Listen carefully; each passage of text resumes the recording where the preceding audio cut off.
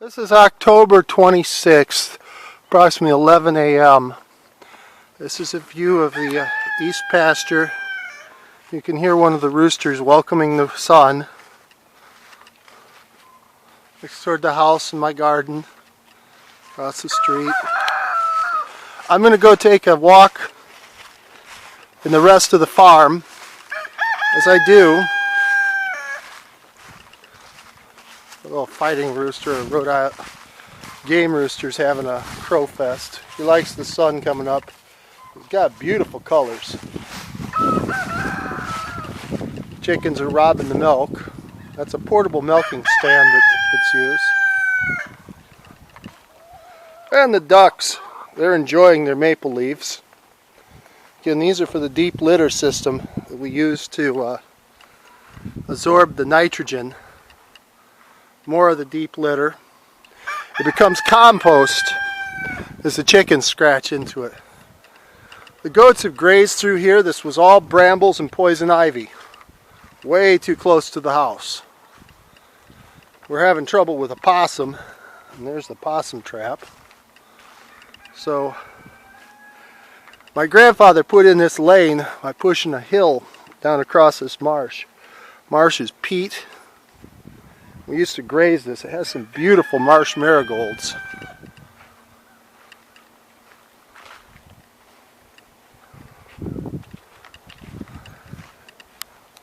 I'm doing a walkthrough to the back of the farm along here as long as the battery will last.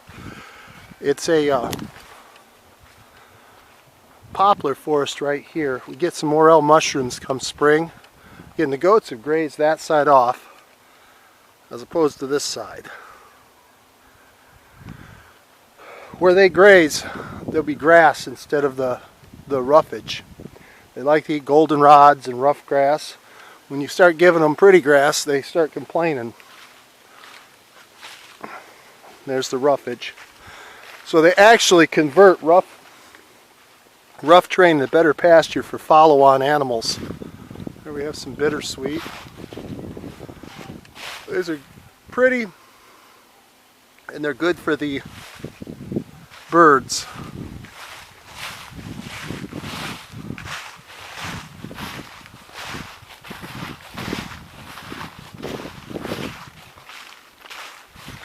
For hunting season, we've moved the animals back closer to the house. Here's another one of our portable electric fences.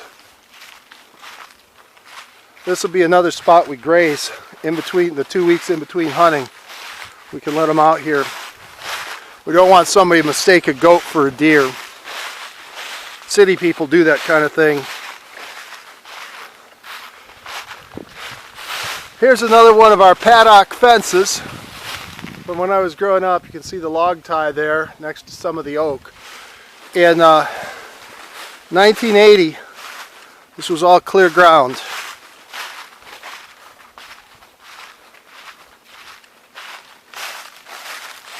There's another one of our log ties. It fell down and the tree started growing in.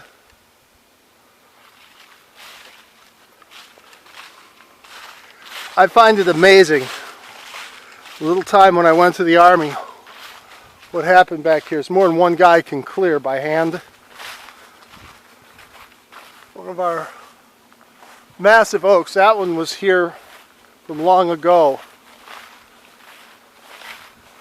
When I was a boy, this was one of our cattle pastures, and we used to sled down this hill. There was a paddock over here we grazed. We moved around even then, but we had permanent fence. These two apple trees that are here in the woods, I'm going to trim around them. But originally they started over there closer to that big oak tree, and as the trees would grow up, they'd fall over and restart. The last stump is rotted over, and I'm going to trim them so they get more light. But the Indians told my ancestors when they came here they were planted by John Chapman, Johnny Appleseed.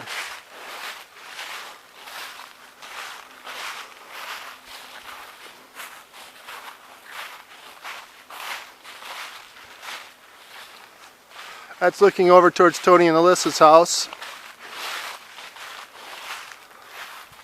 We'll graze this, and then there'll be grass growing under it. It'll be a savanna. Grass actually grows better with a little shade. There's one of our apple trees. I plan to top graft that to some varieties that aren't nearly as bitter.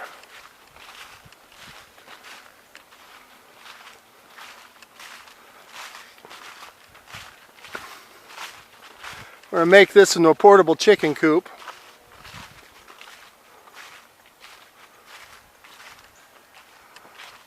You can see looking back into the woods just how thick it is in here. I grazed the area we're coming up upon mid-July. You can see it's got quite a growth of grass has followed. There's little spots like this all through here. You get back, it's not tractor farm. There's another one of our apple trees. Here's a route we just came. Maple back there.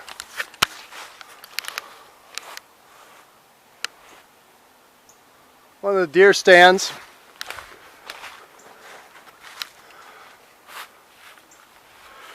This is some of the fun stuff when you go back in the woods. It's a bald-faced hornet's nest underneath this apple tree. Again, we're going to top graft these apple trees to probably multiple varieties.